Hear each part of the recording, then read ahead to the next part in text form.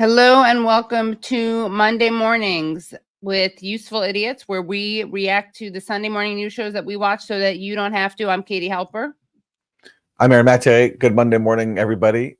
Nice to start the week with you. Thanks for being here. Our website, which you can see on the screen, or you could see on the screen until it just went away, is usefulidiotspodcast.com. Go there, support the show, get bonus content. We are broadcasting right as Israel's carrying out its worst attack on Lebanon in many years. Already this morning, today, over 100 killed in dozens of bombings by Israel. So that escalation that the Biden administration keeps saying it wants to avoid, haven't really quite got it yet. You know, maybe after, I don't know, another year of this mass murder campaign in Gaza, they might finally get it. We're approaching the 1-year anniversary of October 7th. But yeah, all that heavy diplomacy on the, Right. and all that effort to de-escalate tensions, not quite getting it quite yet. Well, you know, they're working tirelessly, as we've heard from the administration and their defenders. They're working tirelessly for a ceasefire, and they're working tirelessly, I guess, to prevent escalation. And somehow they're very inefficient. They're not very competent, I guess. It's either that or they're lying through their teeth. Take your pick. I'm going to go with the latter. Yeah. Personally, I'm going to go with the latter. But for a contrary point of view, and to tell us that really, honestly, they're doing all they can, everybody. Let's turn to our corporate media stenographers. We're going to start first this week with Martha Raddatz of ABC News. Remember Martha Raddatz recently on this show? We saw her say that the U.S. sending all of these warships and soldiers to the Middle East is a way to de-escalate tensions. So let's check in on how that's going with Martha Raddatz. A lot of things don't look realistic until we get them done. We have to keep at it. President Biden on Friday responding to questions following the major escalation of attacks between Israel and Hezbollah in Lebanon. Chief Global Affairs anchor Martha Raddatz has been reporting from the region. She joins us now from Tel Aviv. Good morning, Martha. Good morning, George. This morning, a senior U.S. official tells me that the table is set for escalation. The U.S. seeing signs that a larger conflict with Lebanon looks like it is inevitable. And Oh, okay. So the table is set for escalation now. After, again, for months and months and months, people like Martha Raddatz have been telling us that the U.S. is trying to de-escalate. But now they've set the table, which is a really interesting turn of phrase. They've set the table. Your menu, sir. Your dinner, sir. Let's have regional war. Let's set the table with that. And for dessert, we'll have some continued genocide in Gaza. Ugh. There are certainly signs here this morning that this conflict is only heating up. This morning, a barrage of rocket fire into northern Israel, with Hezbollah launching more than 150 rockets, most within 45 minutes, across a wide swath of territory and deeper into Israel than most prior strikes. Air raid sirens wailed, with Hezbollah warning this is just a preview of what's to come. And Israeli forces saying their strikes against Hezbollah will only intensify.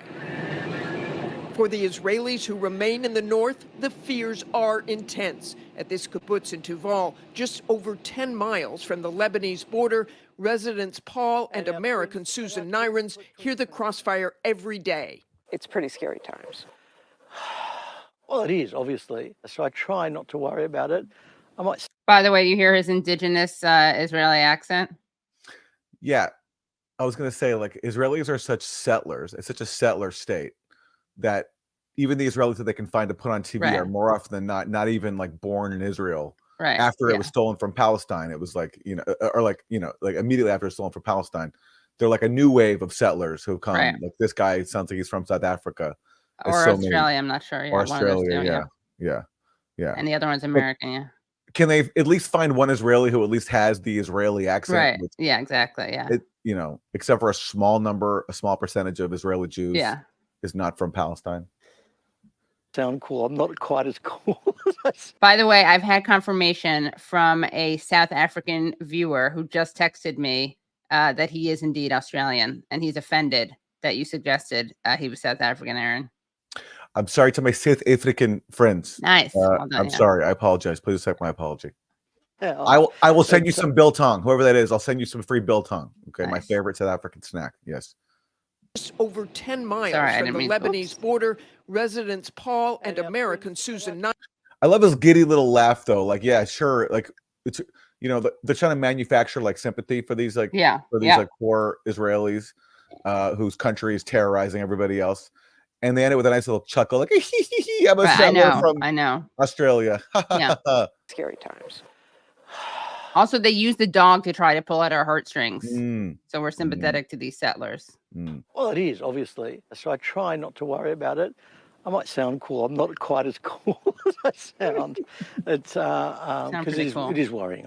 I can't deny that. The kibbutz has close to 400 people, nearly 150 of them children. The people in this kibbutz have not had to evacuate, but at least 60,000 Israelis just a little closer to the Lebanese border have now had to leave. And those are the people who Benjamin Netanyahu has vowed to get back to their homes and stop the daily Hezbollah attacks, a goal that Yeah. Do you know how he's vowed to get their back? Do you know how he's vowed to get them back to their homes? By telling Lebanese to leave their homes because Israel's about to and is carrying out massive bombings across Lebanon, along with all the bombings it carries out in Gaza. Right. Because again, why is Hezbollah engaged in this phase of the conflict with Israel? Because Hezbollah's only goal is to get Israel to stop the mass murder in Gaza. That's been its position from October 8th, from the very, very start. But Netanyahu, backed by Biden, refuses to end his mass murder campaign in Gaza. So therefore, now he has to go and bring the terror even more forcefully to Lebanon. Right. Yeah, that's their goal. And it's great that Martha is so sympathetic to the Israelis or the settlers in Israel. It would be amazing if they actually spoke to some Lebanese people about what they're experiencing. Well, let's see if they can muster that. became clearer than ever this week. It began Tuesday, an official confirming Israel detonated hundreds of handheld pagers across Lebanon through shell companies that manufactured and eventually sold those explosive-laden pagers to Hezbollah. Then on Wednesday, Israel detonating walkie-talkies used by Hezbollah. Our Marcus Moore was just 20 feet away when one exploded. We just heard a loud explosion, and I saw a man whose hands were gone, and then somebody pulled out a weapon, and people scattered. The leader of Hezbollah, Hassan Nasrallah, calling the attacks an act of war. And on Friday, Israel capping a week of escalating attacks with a deadly strike right in Beirut, killing. Again, they show someone. It's impressive that they show someone at all in Lebanon, but they can't speak to any Lebanese people there to see how they're faring. If only Lebanon hosted affable settlers from Australia, to get the indigenous perspective, then maybe we'd hear from them. Who chuckle, affable white people from Australia, And obviously, the people's hands are exploding precisely because of these pagers, and they use small text apparently, so people would be particularly close to it, and it would explode in their faces, and they would be blinded. And she doesn't mention, but among the victims of these terror attacks by Israel were paramedics who use things like walkie-talkies for their job. Among thousands of victims, people who were maimed. But I have to say, Hezbollah really, this is a huge tactical embarrassment for Hezbollah. And amazingly, they get burned once on the first day with the pagers. But then they don't think, okay, well, what else did we order? And let's tell everyone not to throw them away or get as far. But they didn't. And then so Israel carried out this terror 2 days in a row. So for Hezbollah, that's very embarrassing. Yeah, it really is. For a movement that is usually very disciplined and usually pretty effective in terms of resisting Israel. Yeah, this was embarrassing. It really was. And also, the first day, so during the pager explosion, there were 12 people killed. And of those 12 people, 2 were medical workers and 2 were children. So that means a full third of the people killed were non-combatants. Not that you'd ever know that from the media. Yeah, and I'm not even sure if the rest are confirmed to be combatants or just Right. members of Hezbollah, which is Right. like a really diverse movement. Yeah. A You're political right. party We don't that know that. Yeah. represents a large part of the country. It's But people are still justifying it. I mean, it's insane. yeah. Yeah. Yeah. Okay. Do we want to hear more from Yeah, I think Martha we got to Raddatz? finish Okay. it. Yeah, probably. One of the militant group's top commanders, Ibrahim Akil, wanted by the U.S. for his role in the massive bombings of the American Embassy and Marine Corps barracks in Beirut in 1983, attacks which killed more than 300 Americans. The Friday strike leveling a And why did that attack happen? Because Yeah. a year before 1983, 1982, Israel invaded Lebanon and proceeded to kill tens of thousands of people. And why? Because the PLO, the Palestinian group, was based there.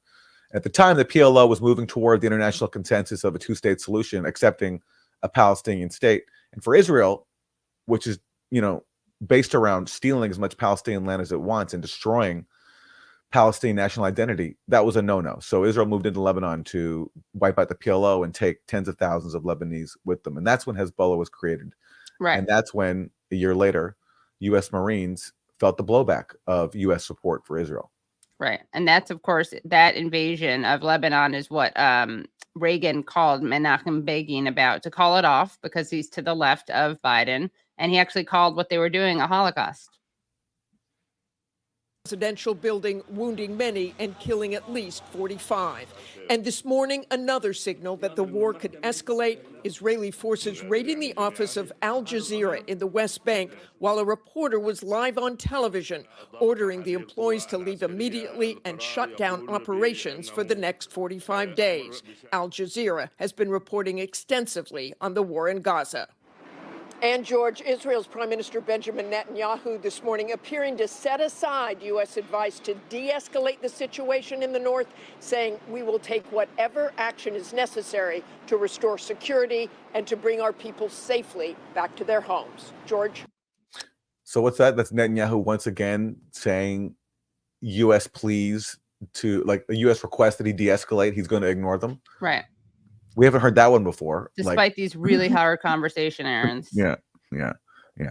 Oh, and by the way, Israel raided the offices of one of the biggest media organizations in the world and told them to shut down because it can't stand that Al Jazeera is reporting accurately from the occupied territories. Right. It will only allow people like ABC, like Martha Raddatz of ABC News, to report because they parrot the Israeli line. And this comes after, of course, Israel has killed, I've lost count of how many journalists in Gaza, Over 100, including many journalists with Al Jazeera.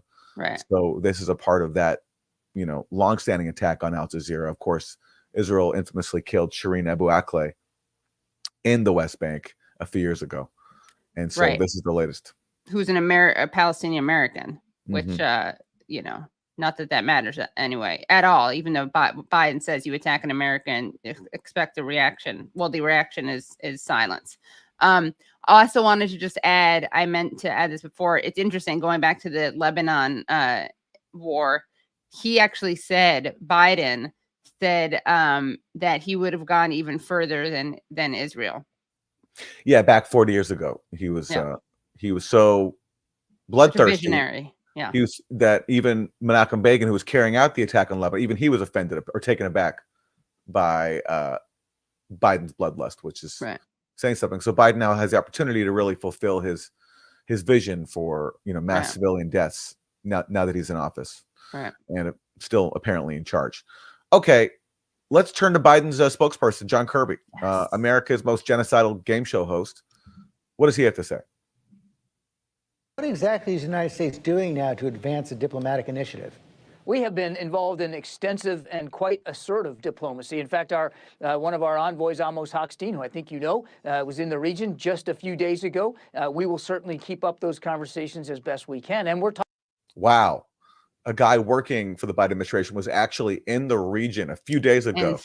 And that's so what hardball. They're really playing hardball. Yeah. And lest you doubt this, really assertive act of diplomacy, they have his plane ticket, which they can release as evidence, his lounge pass in the business lounge. So, he was in the region, everybody. So everything's okay. Yeah. And it's going great. Talking to both sides here.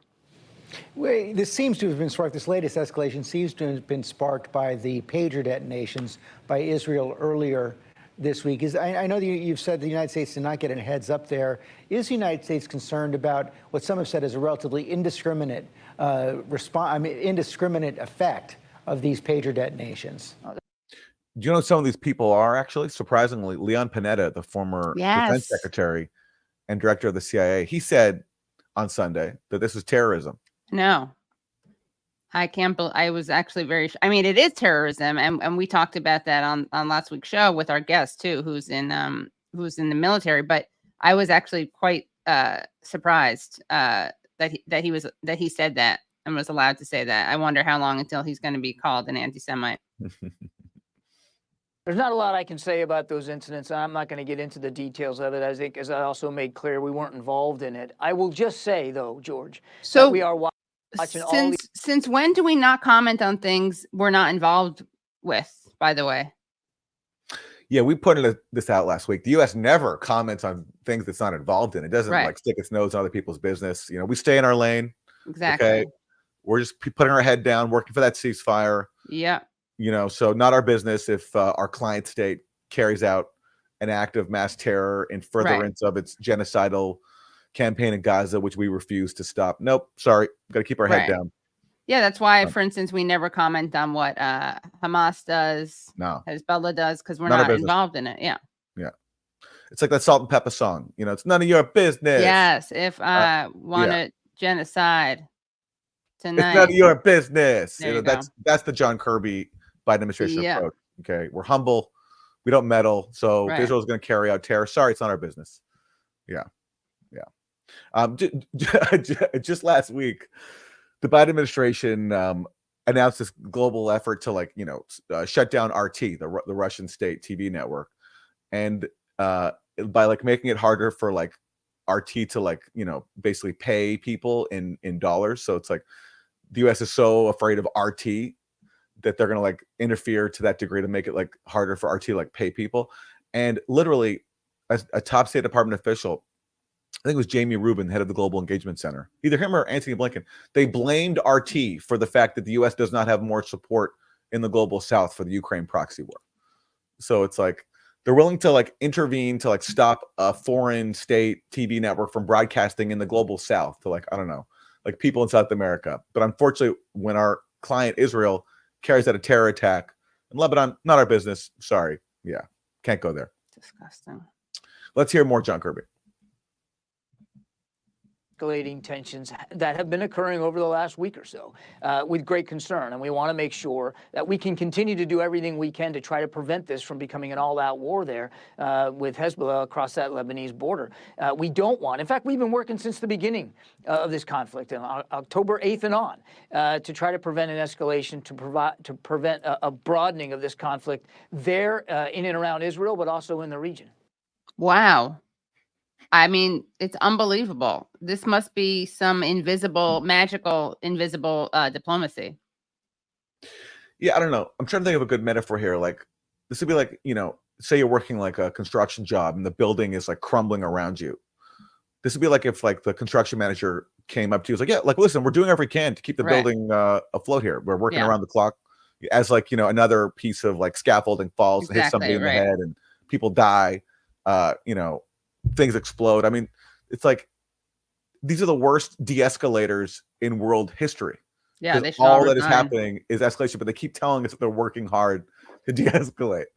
At what point do they get called out for it? It's and how long is the media going to play along with this? Because this has been every single week after week. Yeah, listen, we're working around the clock.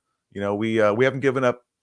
We haven't given up hope. And meanwhile things keep getting worse because they won't do the one thing that could stop all this, which is use their leverage to reign in Israel and get it to end its mass murder campaign in Gaza. Right. Well, they have to stay out of it. I mean, because they're anything that they don't do directly, they got to stay out of it, Aaron. All right. Unfortunately, we have a little bit more John Kirby, who jumped over to Fox News to make his case there. Joining us now, White House National Security Communications Advisor John Kirby. Admiral Kirby, welcome back. Good to be with you. Thank you. Okay, so all of this is happening against the backdrop of trying to get a final chance at a ceasefire deal. There were reports this week, Wall Street Journal saying after months of saying a ceasefire and hostage release deal was close at hand, senior U.S. officials are now privately acknowledging they don't expect Israel and Hamas to reach an agreement before the end of President Biden's term. According to Biden administration officials, they write Hamas makes demands and then refuses to say yes after the U.S. and Israel accept them. It's such a malicious lie. Everyone knows that. Like, the families of Israeli captives has said that this is not true. Even Israeli negotiators, anonymous Israeli negotiators in the Israeli media have said that this is not true.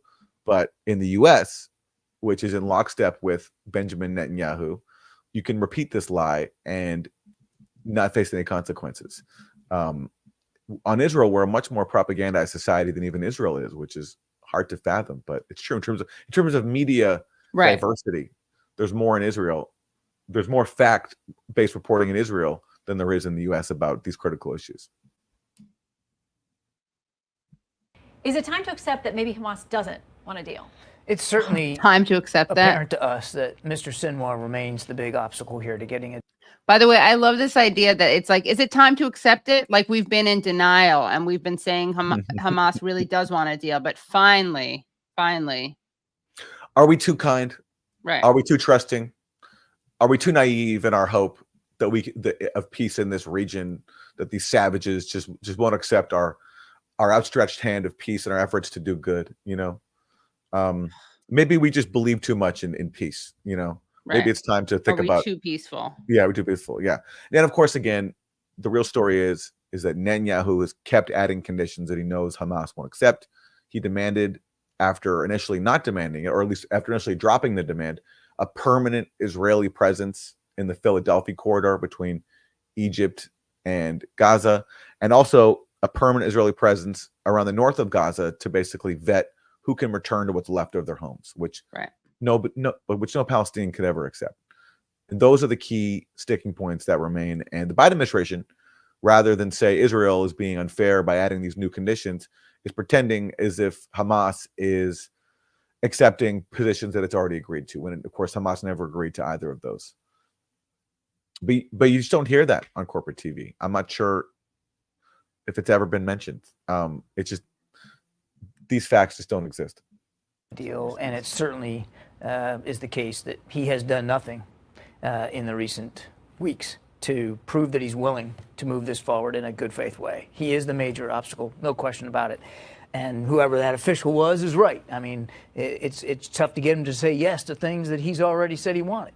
So it's very, very difficult. But as the president said the other day, everything's unrealistic until all of a sudden it's not anymore. And we're going to keep trying at this. And this idea that we're just throwing up our hands and, well, it's not going to happen before the end of the term, I can tell you that is not where the president is, not where Jake Sullivan or Tony Blinken are. We still believe that there's a possibility of moving this forward, and we're going to keep trying. Those hostages need an effort to get them home. We're not going to give up on that. Okay, so in the meantime, he doesn't say keep hope alive. He doesn't say the hostages need to get home. It's they need an effort to bring them home. That way, that's not too heavy of a lift. You can definitely promise that. Look, we said we were making an effort, and here we are. But they can't guarantee bringing them home because they would have to actually, do the things that they're saying that they're doing. It sounds like John Kirby is giving his administration an A for effort. And yes, A+, Aaron, A+. Yeah, an A+ for effort. And when you're talking about a regional war that is killing people by the thousands, leaving communities in ruin in Gaza and Lebanon and the West Bank, all that matters is that we gave it our best shot.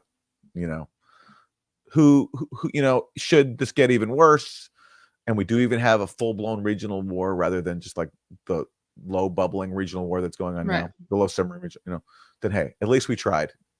At least we gave it our best effort. Have it all. Yeah. Okay, that's enough of that man. Now we have an even more appealing man, or equally appealing, Israeli President Isaac Herzog. And remember, this is the guy who said early on that there are no such things as civilians. President, in the past few days, Israel carried out a groundbreaking operation against thousands of Hezbollah fighters in Lebanon. Do you think Margaret would call any attack by, let's say, Hezbollah or Hamas groundbreaking?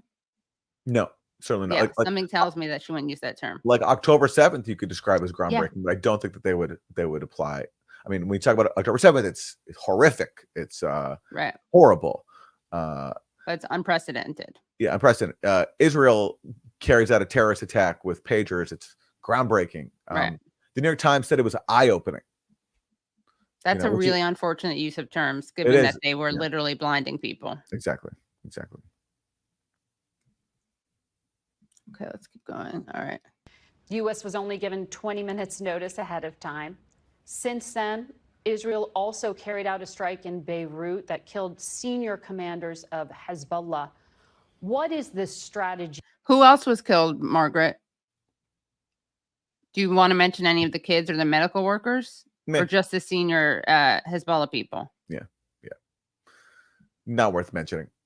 Here, and is Israel trying to escalate into a full-blown war with Hezbollah? Absolutely not. We did not want this war. We're not seeking war.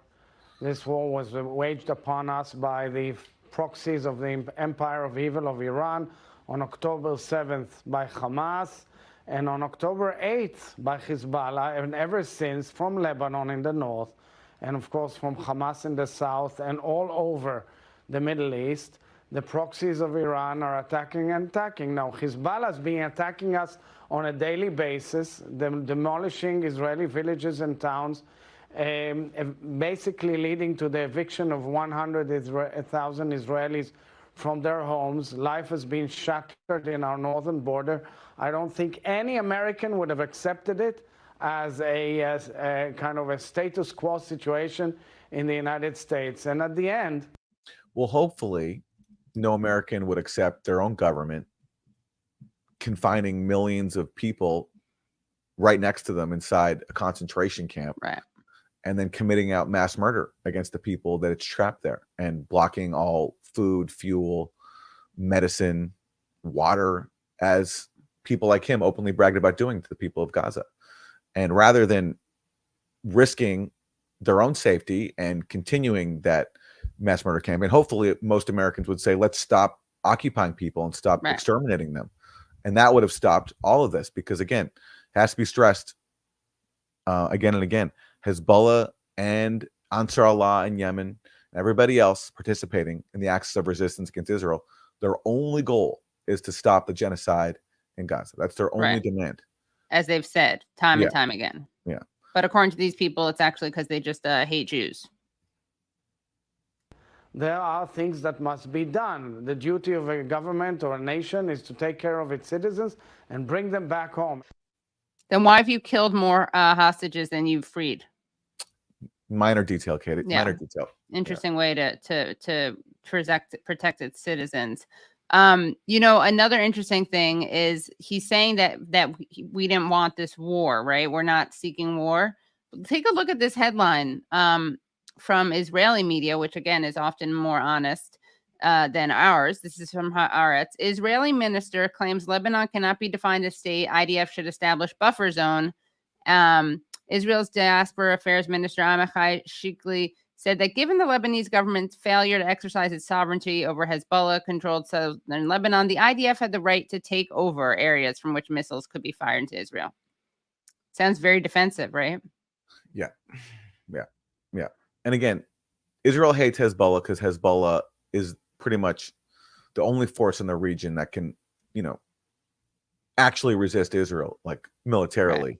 I mean, Hamas has shown that they can survive, but Hezbollah can actually do damage to Israel. And Israel, which is bent on regional domination, hates that. And so they've been trying to destroy Hezbollah for decades now. And Hezbollah, of course, was created, and this is a point that really is always overlooked. It was created in response to an Israeli invasion of Lebanon. Hezbollah didn't exist before Israel invaded Lebanon in 1982. Yeah. Really quite disgusting. And also, I highly recommend, if people haven't already watched it, our interview with Gadi Francis. It's really great. She's a journalist based in Beirut. She talks a lot about Hezbollah. But another thing is that, they get called terrorists. They're civil. I mean, they are much more, their civilian count is much lower than Israel's. I mean, it's not even comparable. Yeah, because they actually try to obey the rules of war. They Right. target military sites. Israel has Yeah. an official doctrine called the Dahya Doctrine, Right. which is, based on its experience basically targeting a Lebanese village to tell the people of Lebanon that if Hezbollah resists us, we're going to target you. We're not going to target Hezbollah necessarily. We're going to target you, Right. civilians, to make you pay the price. That's the Israeli doctrine. Right. It's officially the policy includes disproportionate response, which is a war crime because there's something in international humanitarian law and rules of war called literally proportionality. Yeah. Okay. Unfortunately, I think we have one more clip of this gentleman, Isaac This is a Herzog. good one, yeah. Guys, make sure you pay attention because we're going to get some really good intelligence right now. An important warning. Moved its 98th division to the north of Israel this week. Your defense minister says the center of gravity is moving towards Lebanon. What is the intention of those military moves, if not to prepare for war?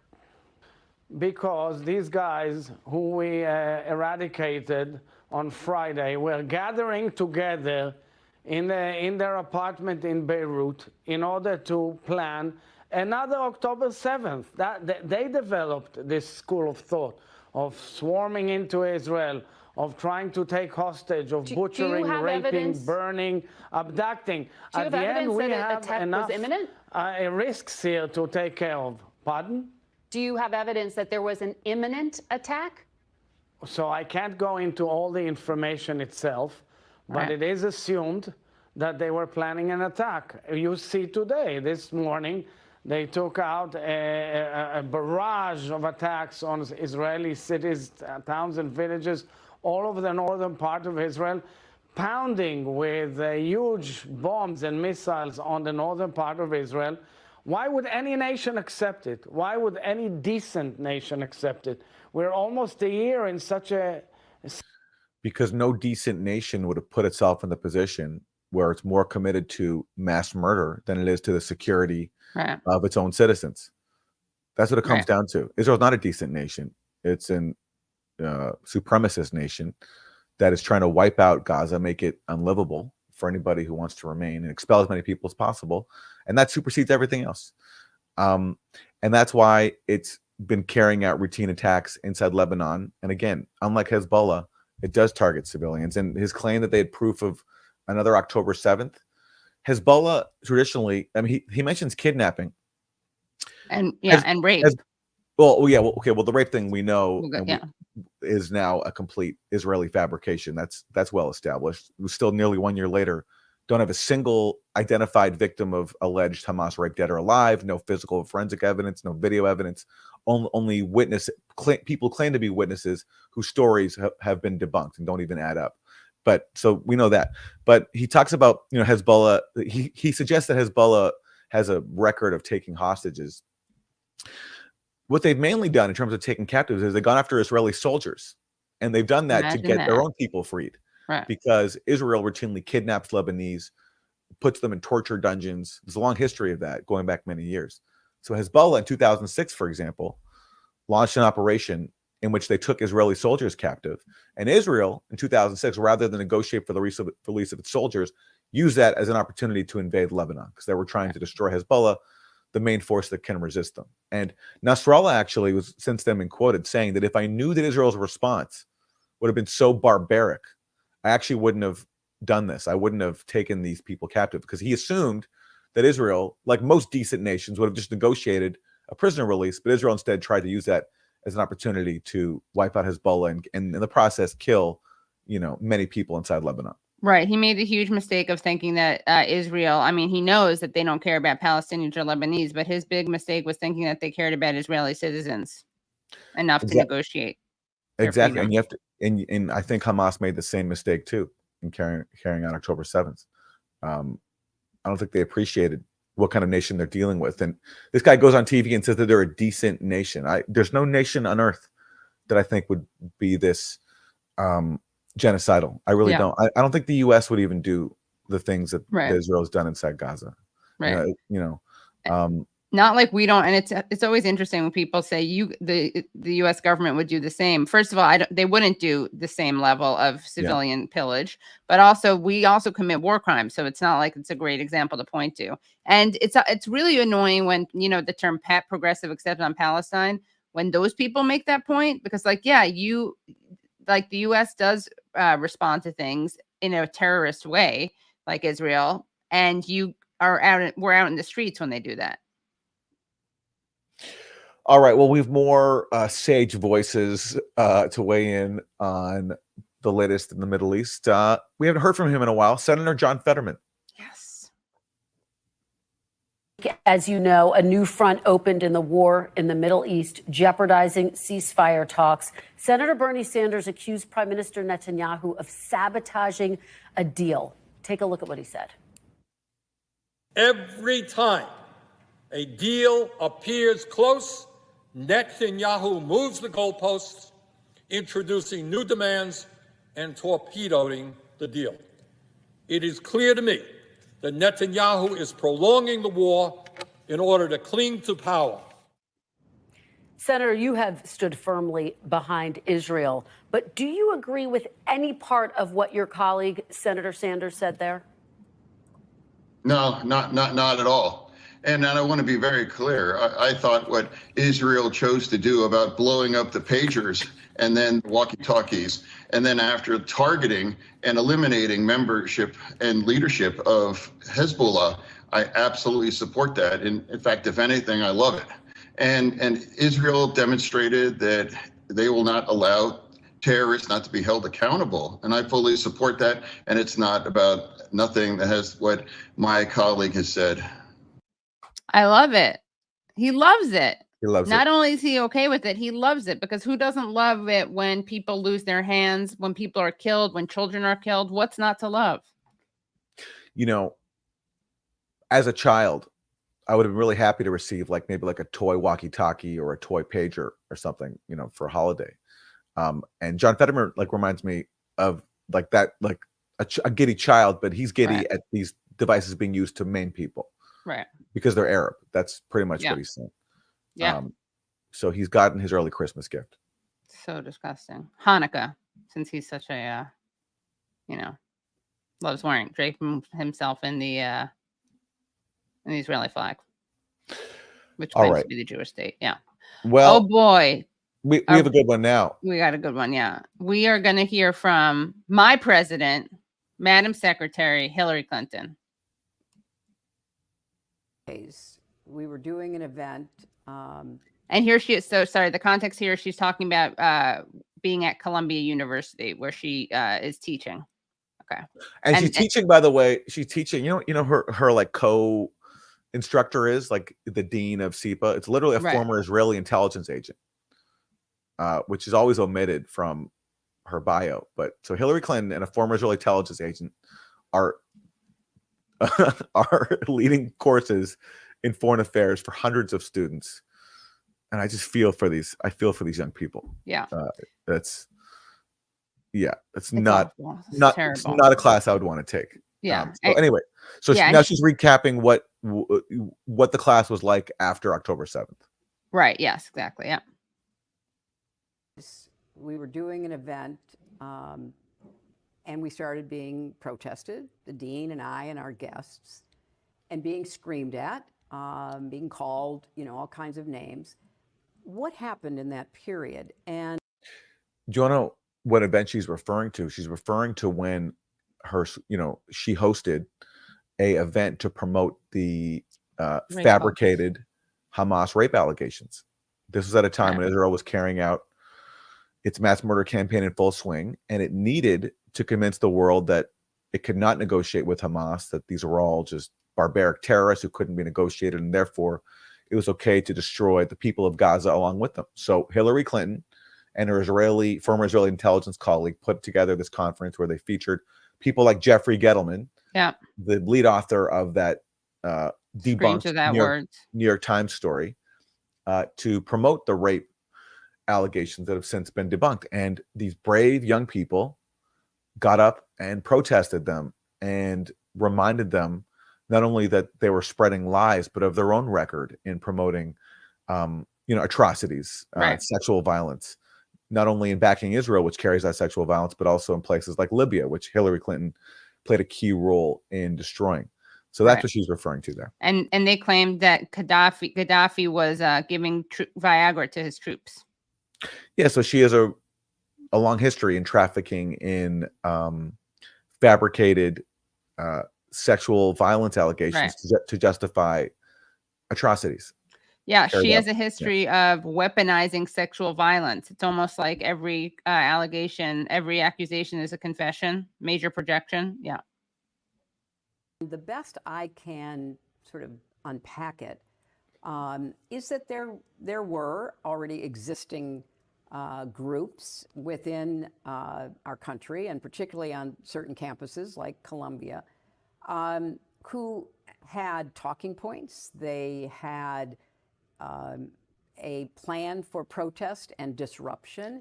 Oh my God. And I watched it sort of morph into something that was not student-led, even though students participated, but which had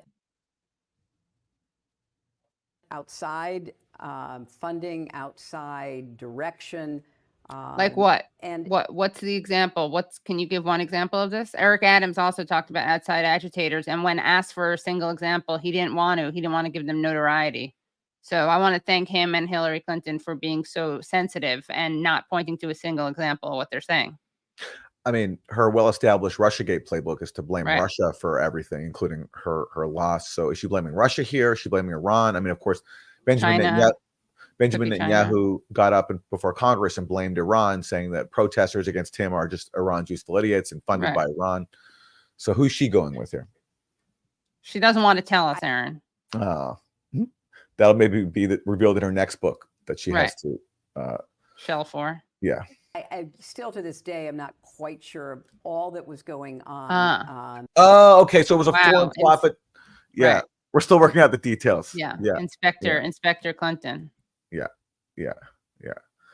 Really, it's so frustrating when you just know there's a foreign plot to brainwash college students to protest the genocide you're supporting, but you can't put your finger on exactly who it is, but you do know it's a foreign plot. I mean, why else would people care about this except for being brainwashed by foreign powers? Yeah. What a great prosecution witness she would make if these protesters were put on trial for being co-opted by foreign influence, and she can come in for the prosecution. Like, just say, I'm Hillary Clinton, I'm a former Secretary of State. I don't know exactly who was behind who, but I know it's there. I know it's there. Unfortunately, I cannot give an example of it, but it's there. It's the vibe. It has a vibe. Yeah.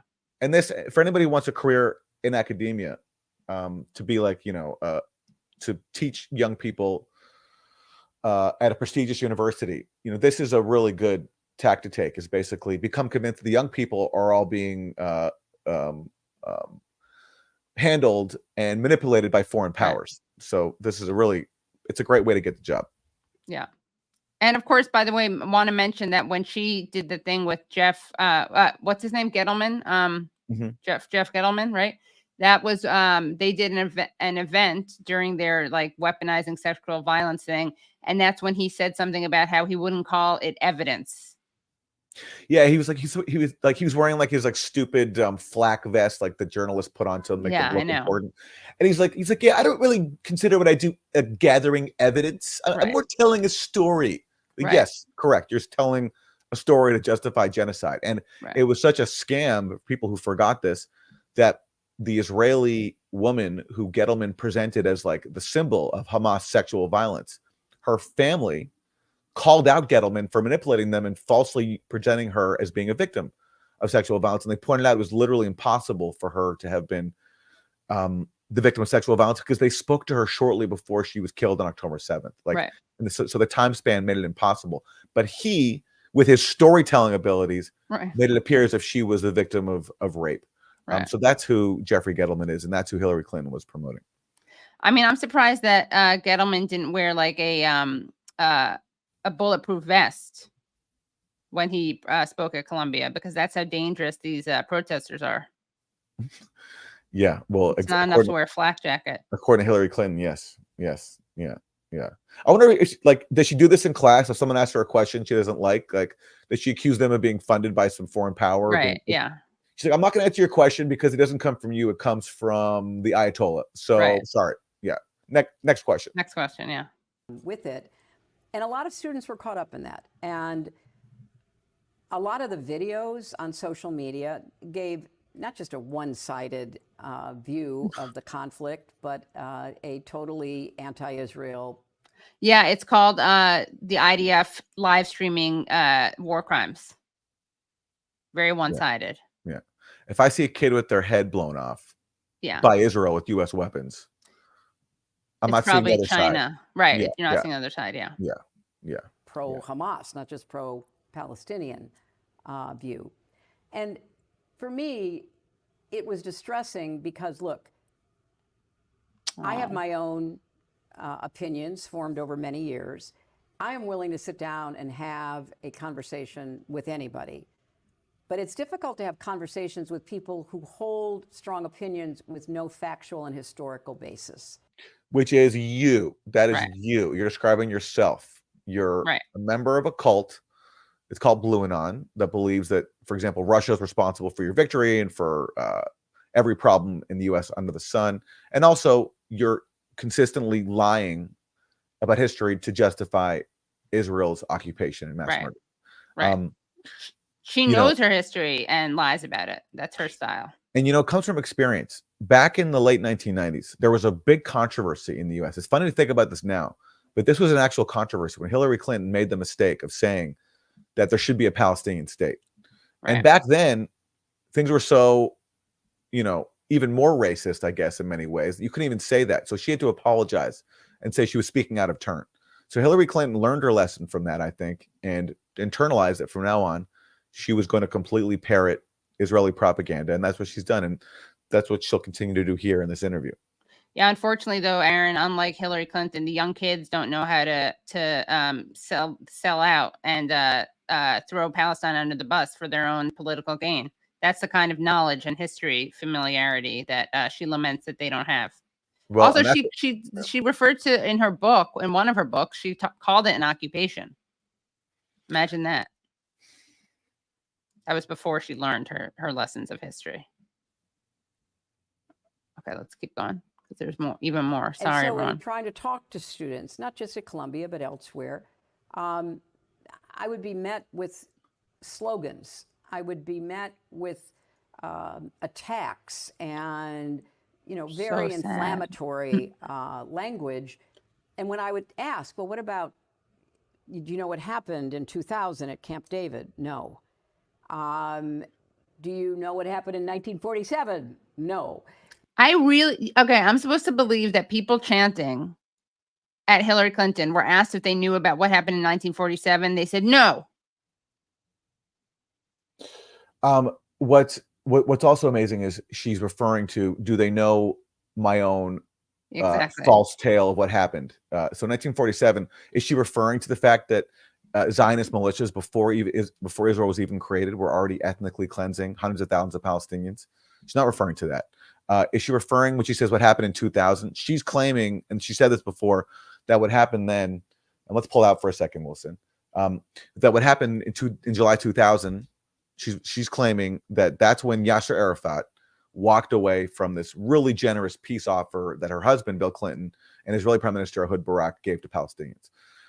In reality, this so-called generous peace offer would have left Israel in control of vast swaths of the occupied West Bank. So on top of stealing Israel proper, also Israel would have laid claim to vast swaths of the occupied West Bank, Right. keeping all the major West Bank settlement blocks that make a Palestinian state impossible. And they were so bent on stealing Palestinian land, they wouldn't even offer Palestinians an equal land swap. So okay, we're going to take basically all this land in the West Bank, and we're going to give you it was a ratio of 9-to-1. So we're going to take 9 times the territory in the West Bank that we're willing to offer you inside Israel to compensate.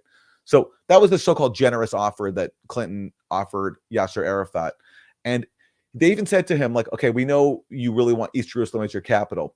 We're not going to give you East Jerusalem, but what we're going to do is we're going to take another part, like a suburb of Jerusalem. You can rename that East Jerusalem if you want to, and that can be your capital. That was the So Israeli nice of offer, them. which no Palestinian could ever accept. And amazingly, the craziest thing about all this, that summit at Camp David only happened after Yasser Arafat got a promise from Bill Clinton that if the summit fails, which Arafat knew it would, because he knew Israel wouldn't be offering him anything concrete. Arafat said to Clinton, my one condition is that when this fails, you do not blame me. Right. And Bill Clinton was like, yeah, I promise. Yeah, Right. like, no problem. You got it. And then what happened? As soon as it failed, Clinton threw Arafat on the bus and said, yeah, Arafat walked away from this great deal. And now Hillary Clinton, 24 years later, is still repeating that lie. And it's literally blood libel, because that lie that Arafat walked away from this generous deal was used to justify Israel's ensuing crackdown on the Second Intifada and all the blood letting since. So it really is blood libel what she's spreading here, and she's lecturing young people for not going along with it. Yeah, and it's also, the idea she's such this is such an example of expertocracy, this technocracy, the idea that you got to understand it and be experts in it, and anyone who's criticizing what's happening, they don't know the history. Like, literally, there's not a single thing of history that you need to know to oppose Israel's war crimes. Like, what possible thing in history would make you be like, oh, you see, if I had known that, I would have been okay with Israel killing children?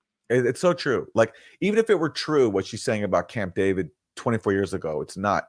How would that justify for a second Israel harming one Palestinian, like the hair on one Palestinian child's head, let alone killing them on a mass scale? It's so it's so cynical.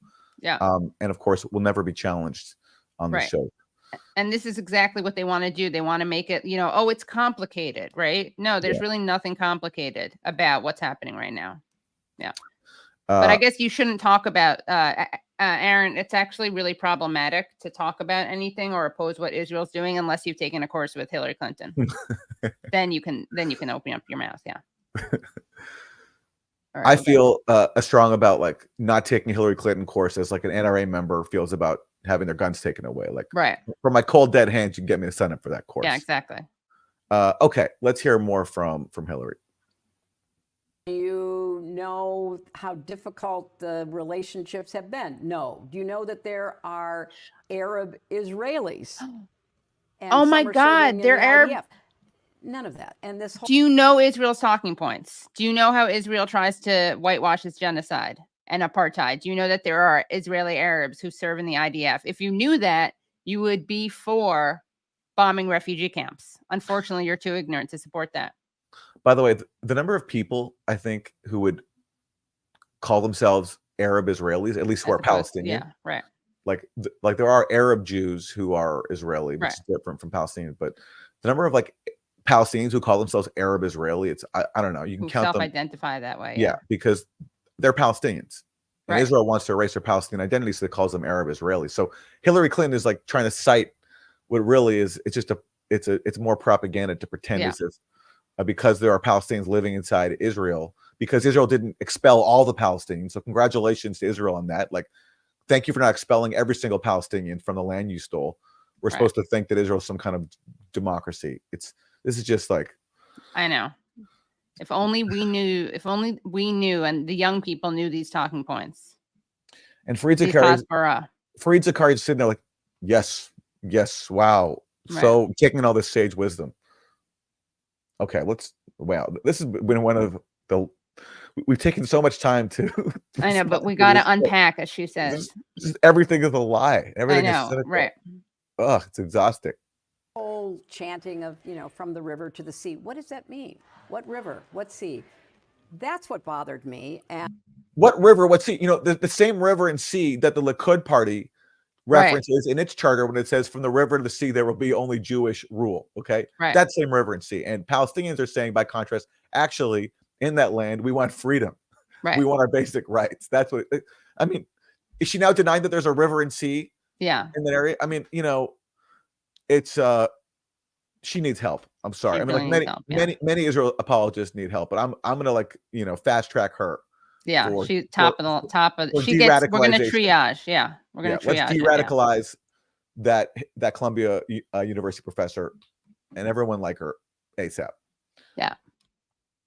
It's have the kids teach her. Honestly, the kids, like young people, take over your classes, instruct your instructors like Hillary Clinton, give them a proper education. They really need it. It will change Yeah. their lives for the better. Yeah. And yeah, I mean, like you said, it's interesting because from the river to the sea, when people say it about Palestine, they're saying equality, like you just pointed out, and Israelis are saying ethno-nationalism. Yeah. Okay. And I think this year has been, much quieter, a much more educational environment where people can have these conversations. The ugly. Because they wiped out the encampments that were on campus to protest the genocide. So now it's a lot more calm. And people are scared. People are threatened with like expulsion. And, right. People have been expelled. Yeah. People have been expelled. punished. So things are great now. JVP and Jewish Voice for Peace have been Jewish Voice for Peace and Students for Justice in Palestine have been banned at Columbia. That's good. Yeah. Yeah. So she's saying like now that everyone's been either expelled and sufficiently intimidated, now we can have a rational conversation. Yeah, exactly. Okay? Now she's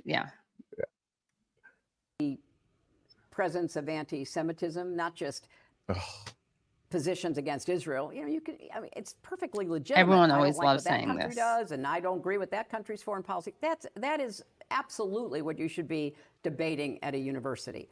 This was not that. This was screaming at students who were Jewish. It was blocking their entry into classes. Like, how about the Jewish students who joined the encampment? Which was a lot of Jewish students, by the way. Yeah, it was so anti-Semitic. They had Passover Seders on campus at the encampments. Or into club activities. It was nasty.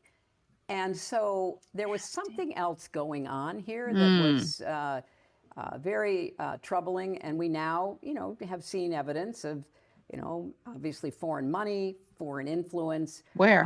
What's the evidence? The algorithms on TikTok, which were. Has Fareed Zakaria, he just sat there for like this whole answer, said absolutely nothing. Can we get one question, like the one Katie you just posed? Like, hey, what evidence have we seen about foreign funding for these protests? Well, because he's learning so much from Hillary. He can't like make a comment. He has to get as much, reel in as much information as possible. Because she's such an expert. She knows something else is up. She just can't say what it is. Yeah. Class is in session. Yeah. Were anti-Israel right off the bat. And so I think that a university particularly has an obligation to, of course, protect free speech, but also to protect students against harassment and against the kind of behavior that interfered with their learning. So that's where we are now. Well, we got through that answer, which is a relief, and we got all the tropes. The protesters are anti-Semitic. They're foreign funded. They're Israeli Arabs. They don't know their history. Right. They don't know what a great job Bill Clinton did in just doing his best to bring peace. And the greedy Palestinians rejected his generous offer. We really got the whole spectrum there. Of Israeli propaganda. So congratulations to Hillary Clinton and Fareed Zakaria for that seat. Yeah. Also, it's really moving that she cares so much about learning and education, which is why, of course, she's spoken out against the scholasticide in Gaza, right? The fact that there are no standing universities anymore. Yeah, of course. That somehow she somehow forgot about that one too. Yeah. It's hard when you're so determined to smear your own students, right? That like you can't keep everything in your head. Yeah. Well, guys, we're going to keep going. You are so lucky because while we could wrap soon, but there's some more important clips. So we're going to go give you a little extra time, but only if you give us a like. Let's see. Where are we on likes? Someone just reminded me, a brave citizen just said, give a like for Katie. Let's see where we are. Hold on. Let me check this out. Let's see. 1.3K out of, we're under half. I want to get to 1.5K. All right, guys. Like this. If you haven't already liked it, give it a thumbs up. It's a really easy way to support this show. And I know that it's not half of you who are hate watching. Let's get it up to 3,200, excuse me. I believe that we can do this. If you haven't already liked, how does this get lower? I think some of you may have clicked like again and unliked it. Oh, we're at 1.6. Okay, great. Thank you, everyone. Thank you. Oh, I was looking at the wrong thing. Yay, 1.7. Great. Okay, so we can continue. Thank you very much. All right. So I think we should skip to oh, actually it's the next yes, perfect. Okay, let's do the next clip. Which is this is a great one. This is Jake Tapper talking to Tom Cotton. 2024 election, because at an event earlier this week, ostensibly about combating anti-Semitism, former President Trump suggested that if he loses, it will be the fault of Jewish voters. Take a listen. Any Jewish person that votes for her, especially now, her or the Democrat Party, should have their head examined. If I don't win this election, and I've been very good, you know, they say Trump's been right about everything. In my opinion, the Jewish people would have a lot to do with a loss. Are you comfortable with that? With Donald Trump saying anti-Semitism? Oh, sorry. Let's see here. You know, when he says if they vote for her, I keep thinking about that Arrested Development line. Her, if you remember that, her. What I don't remember that. What's that a reference to? Michael Cera's character had a girlfriend named Anne, and like no Anne. one could, Oh, right, no one right, could, yeah. no one could remember her name, Yeah, so they kept being like her. So, Yeah. so that's what Trump sounds like. Anne, We're right, talking about yeah. Kamala. Her. Right. You vote for her. Anyway, okay. Let's turn to Jake Tapper and Tom Cotton, because Jake, you know, he does not like to hear anyone say anything about Jewish voters. Well, he's someone who's dealt with a lot of anti-Semitism, as he'll refer to. Yeah. Yes. Okay, here we go. Comfortable with that? With Donald Trump saying if he loses preemptively, it's the fault of the Jews, a group already experiencing a rise of anti-Semitism in this country from the left and the right, but still. Here we go. Jake's got to get that in. Boom. Anti-Semitism is everywhere. Ranging from people shooting up synagogues to people saying "Free Palestine." Exactly, from the river to the sea. Anti-Semitism. Yes. He loves to get that in. Yeah, he has a quota. He must have a quota every single day to himself. He's like, all right, Jake, let's get at least 10 mentions today of the rise of anti-Semitism from the left and the right on TV today. Go. He's both sizing it, because Nazis and people who believe in equal rights are the same. Also, he defended when Dana Bash was protested because she's laundered the rape hoax and has been so biased against Palestinians and compared the student encampments to Nazi Germany. He defended her and of course said that the reason she was being protested was because she was Jewish, as opposed to because she was an egregious propagandist. So it's a very convenient accusation for these people. It's the fault of the Jews. Well, Jake, Donald Trump has been saying things like this for at least 11 months since the October 7th attacks. I think the only reason the Democrats latched onto it this week is they see the polling that reflects Donald Trump winning record high amounts of Jewish voters. Okay, wait, he's been saying since for months that if he loses, Jews are to blame. I missed that. Thanks, Tom, for telling us about that. Somehow that got through the censors. That didn't make it through the censors. Okay. He's been blaming Jews for months now. Yeah. The point he's been making all along is that any Jewish voter, Christian voter, or any other kind of voter who cares about Israel, who cares about a relationship with Israel, should not vote for Kamala Harris and Joe Biden. Joe Biden has not backed Israel very much over the last 11 months. Kamala Harris has been much worse. She treats him she treats Benjamin Netanyahu like a school child. She's an assistant principal who's constantly scolding him. She didn't even.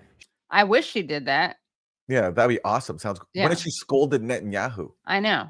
Yeah, when she said that far too many innocent Palestinians have been killed, which presumes there's an acceptable number of innocent Palestinians to kill. That's the extent of her criticism.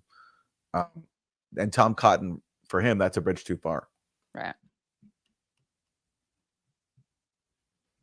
She didn't even perform her constitutional duty to preside over the joint session of Congress when he spoke to Congress. So, but I'm not talking about Israel. I'm talking about American Jewish voters. The American Jewish Committee said, quote, whoever. Wait a second. I can't believe this. Jake Tapper is finally learned that being Jewish and being pro-Israel aren't the same thing. He's able to connect the Jewish stuff from Israel. Wow, Jake, you've really grown up. But I'm not talking about Israel. I'm talking about American Jewish voters. The American Jewish Committee said, quote, whoever a majority of the Jewish community votes for, Jews, roughly 2% of the U.S. population, cannot and should not be blamed for the outcome of the election. Setting up anyone to say we lost because of the Jews is outrageous and dangerous. Thousands of years of history have shown that scapegoating Jews can lead to anti-Semitic hate and violence. That's the nonpartisan American Jewish Committee. I've never heard you say anything like that. If we lose, it will be the fault of the Jews. But Jake, Donald Trump, again, has been saying for months that anyone who cares about Israel, anyone who cares about the fate of the U.S.-Israel alliance should vote for him. They shouldn't vote for Kamala Harris because... Wait, sorry. Is that the same thing as saying if I lose, it's because of the Jews? Like, he just keeps repeating this point that Trump has been saying this for months. And then the thing that he quotes Trump as saying is not that if I lose, it'll be the fault of the Jews. Yeah. And the whole thing is premised on this anti-Semitic trope that, if you're Jewish, then reflexively that means you must support Israel no matter what. And that's your top priority, which is pretty anti-Semitic to me. And again, Trump, though, in doing this, making a really great case for Kamala Harris because he's saying that Israel will be weakened if Kamala Harris wins. Like, that's a vote, I think, for many people who don't like genocide. That's the case for Kamala Harris. If only it were true, which it's not, because Kamala Harris is, committed, at least as far as we can tell, to supporting Israel as much as Trump is. But yeah, this debate is just so stupid. It's so dumb. Yeah. Like, and everyone's Biden, wrong. Everyone's wrong. Biden hasn't backed Israel very much in the last 11 months. Biden, who is given over 6.5 million in military aid. Yeah. Just as of June. Yeah. But this is it's so weird. Like, every side presented on television of this debate over who's been good for the Jews and for Israel is wrong. Like, the moderator, Jake Tapper, is wrong because he conflates Israel with Zionism, and he sees anti-Semitism everywhere. People are protesting genocide. Tom Cotton's wrong because he's saying that Biden and Kamala Harris haven't been sufficiently supportive of Israel when they've done all they can to enable its mass murder.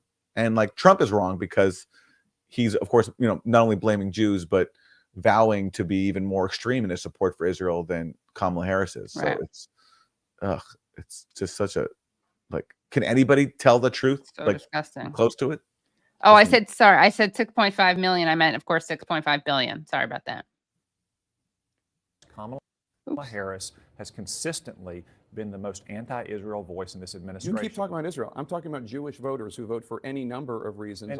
What? I can't believe Jake Tapper is acknowledging this. He must be watching our show. Yes, I did say billion, not million. Million, sorry. People are pointing out in the comments. I meant billion, yeah. Any number of issues. And he was at an event talking about combating anti-Semitism here. Oh, okay. I feel better now. So he was at an event combating anti-Semitism, dedicated to combating anti-Semitism. So when he said, if I lose, it's going to be because of the Jews, it was at an event combating anti-Semitism. Now I feel a lot better. Okay. We have one more Jake Tapper clip. So should we? Yeah, this is okay. This is a real. Should we exit this one? This is we've heard enough. This is as you said, Aaron. One of those was both sides are absolutely terrible during this for different reasons. But let's hear Jake Tapper. He's about to interview Gretchen Whitmer, and this is a. And let's set this up because basically. Okay, so let's set this up. So he's about to ask Whitmer about the fact that Congresswoman Rashida Tlaib criticized Michigan Attorney General Dana Nessel for deciding to prosecute students. And let's actually, I think that's all we need to know for right now. And then we'll break it down in real time as we watch. State's Attorney General Dana Nessel charged almost a dozen individuals from the University of Michigan over the anti-Israel protests. Among the charges, okay, obviously he calls them anti-Israel protests. Okay, attempted ethnic intimidation, assaulting or obstructing a police officer, and on and on. These are pro-Palestinian protesters who are being punished and prosecuted. Michigan Democratic Congresswoman Rashida Tlaib, who is Palestinian, she called the charges from Nessel, who is Jewish, shameful. And Tlaib said, quote, "It seems that the Attorney General decided if the issue was Palestine, she was going to treat it differently, and that alone speaks volumes about possible biases within the agency she runs," unquote. Okay, so just to unpack this, okay? It seems that the Attorney General decided if the issue was Palestine, she was going to treat it differently. And that alone speaks volumes about possible biases within the agency she runs. Literally nothing. She said nothing about Nessel being Jewish, right? She probably doesn't even know that she's Jewish, okay? She's not saying that what makes it different is Nessel being Jewish. She's saying what makes it different is that it's about Palestine, okay? So let's keep going. Nessel responded by saying, quote, Rashida Tlaib should not use my religion to imply I cannot perform my job fairly as Attorney General. It's anti-Semitic and wrong, unquote. Okay, is maybe Dana Nessel is projecting here because she thinks that because Rashida Tlaib is Palestinian, she can't perform her job? Maybe. But there's literally no evidence whatsoever that Tlaib said anything anti-Semitic. She didn't imply that she couldn't do her job fairly because she's Jewish. Like, nothing. Dana Nessel actually released a track to support her allegations about Rashida Tlaib. It goes, that's Rashida Tlaib in the spotlight using my religion. Nice. Trying to keep, yeah, exactly. All right. So this is no, that's a good one. Wilson, write that down for our album. Okay. Do you think that Tlaib's suggestion that Nessel's office is biased was anti-Semitic? Listen, Jake, you know what? All I can say is that I know that our Jewish community is in pain, as is our Palestinian and Muslim and Arab communities in Michigan. I know that seeing the, incredible.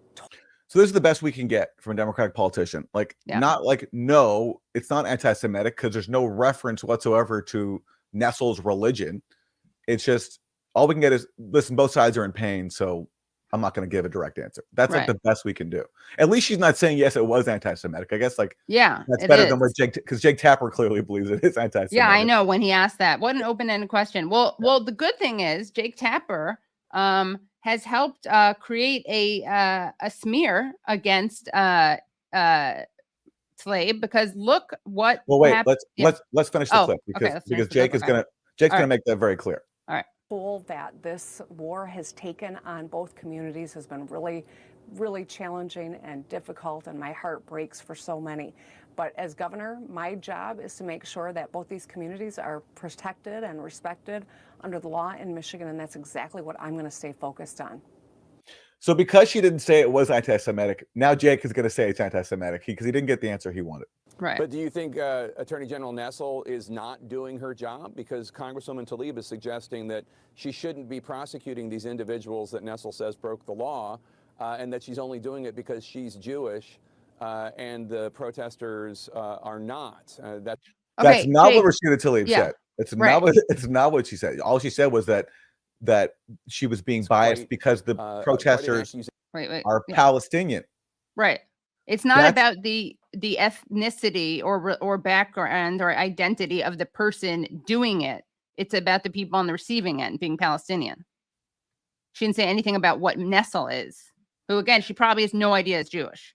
This would be like, like blaming a prosecutor, say like black, say like the Central Park Five, right? If they were like someone trying to criticize their treatment. Yeah, like you could say, well, actually, no, the metaphor doesn't work. But basically, it's like saying, like the point is here, the bias here is against the people being charged. It's not. There's no bias against the prosecutor. The bias is against people being charged. And he's flipping it on its head. Yeah, so disgusting. All right, so let's keep going, and then we're going to see how this works out for Jake. Yeah, sorry. If one were to criticize the people who are upset that Central Park Five were being prosecuted, someone like Jake Tapper would say, well, yeah, they're just going after the prosecutor here because the prosecutor they were white. Exactly. Yeah. Right. That's the metaphor I was looking for. Right. Yeah, exactly. Do you think it's true? Like I said, Jake, I'm not going to get in the middle of this argument that they're having. I can just say this. We do want to make sure that students are safe on our campuses, and we recognize that every person has the right to make their statement about how they feel about an issue, a right to speak out. And I'm going to use every lever of mine to ensure that both are true. All right. Jake is so upset that he did not get the governor to call Rashida Tlaib anti-Semitic. Right. she didn't condemn Rashida Tlaib's non-existent anti-Semitism. Why didn't she condemn Rashida Tlaib for saying something she didn't say? Yeah. That's anti-Semitic. Well, look at what happened. Okay. This is so great. So you have that, right? You have that clip. Now take a look at this this next tweet, which comes from Josh Krashour, who is at Fox News and also the executive editor of which one is it?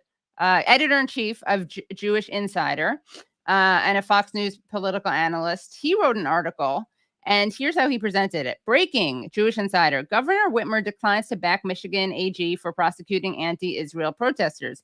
In CNN interview with Jake Tapper, Whitmer doesn't speak out against Rashida Tlaib accusation that Dana Nessel charged campus demonstrator because she's Jewish. Okay, literally. Oh, wait, Wilson, put that back up, please. Okay, look at the way he puts this in quotes. He's quoting his own article. Okay, that's all he's doing. Now, again, he's saying that Tlaib accused Nessel of not being able to or being wrong in prosecuting these people because she's Jewish. Okay, he says that. He makes that allegation in his article, and in his article, he links to another article. But guess what? Guess what Rashida Tlaib does not say in that article? That it has anything to do with Nessel being Jewish. Okay. Now let's take so now we have like Jake Tapper is defaming Tlaib, and then we have, because of that, we have a journalist then libeling Tlaib. And now let's look at one more tweet.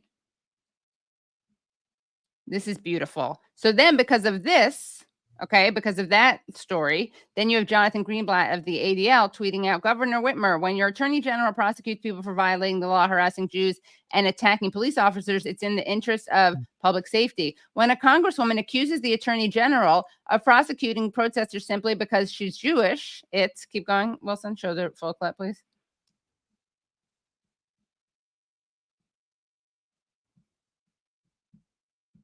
Okay, I'll just open it. It's there. Oh, okay. Sorry. It's bias. Okay? It's bias. So, and then he says, saying you want to make sure that students are safe on our campus is just words if you're not willing to use your bully pulpit to speak out unequivocally on anti-Semitism and support holding people accountable for violating the law when it affects Jews. So there you go, and go to what the Jake Tapper tweet is for this. ADL response to Whitmer on State of the Union today. So there you have it. You have a libelous accusation made by Nessel. Then you have Tapper elevating this. Then you have a journalist writing that it was anti-Semitic, and then you have the ADL, and then you have Jake Tapper retweeting the ADL.